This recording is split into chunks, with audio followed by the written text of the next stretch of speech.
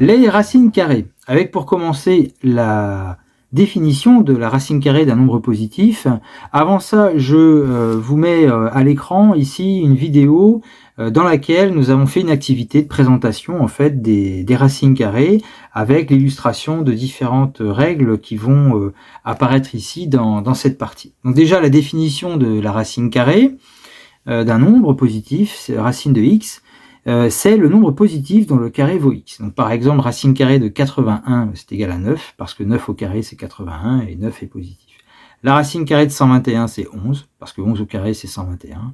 La racine carrée de 0,25, c'est 0,5, parce que 0,5 au carré, ça fait 0,25. Voilà, quelques exemples. Il y en a d'autres d'ailleurs dans l'activité.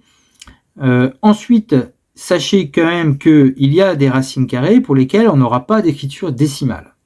Donc, par exemple, je vous propose ici racine carrée de 2, environ 1,414.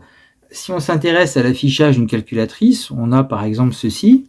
On pourrait se dire peut-être que racine de 2, c'est exactement ce nombre. Si c'est exactement ce nombre, si ce nombre-là, je le mets au carré, je dois trouver 2. On ne trouve pas 2. 1,99999, c'est proche de 2, mais ce n'est pas 2.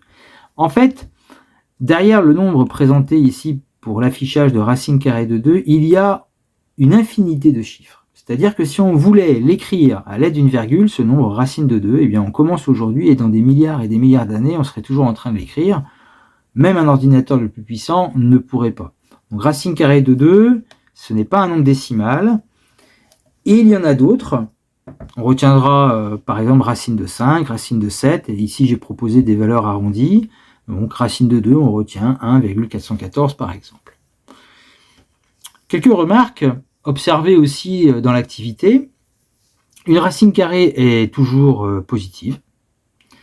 Et la racine carrée d'un nombre négatif n'existe pas parce que le carré d'un nombre est toujours positif. C'est-à-dire que vous pouvez taper par exemple racine carrée de moins 3 à la calculatrice et on va s'apercevoir, ça, on exécute et la calculatrice nous met erreur. Donc là aussi je vous renvoie dans l'activité que je vous ai proposée en vidéo, dans laquelle nous avons observé ce phénomène, la racine carrée d'un nombre négatif n'existe pas.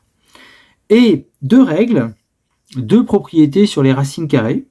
Lorsque x est un nombre positif, nous aurons racine carrée de x au carré qui est égal à x, et racine carrée de x au carré qui est égal à x.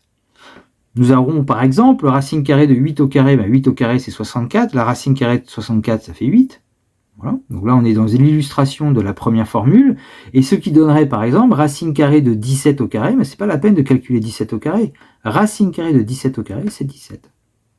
La deuxième formule raconte un peu la même chose. Dans l'idée, on a plutôt la racine carrée qu'on va mettre au carré. Donc par exemple, racine carrée de 14,7 au carré, eh bien c'est égal à 14,7.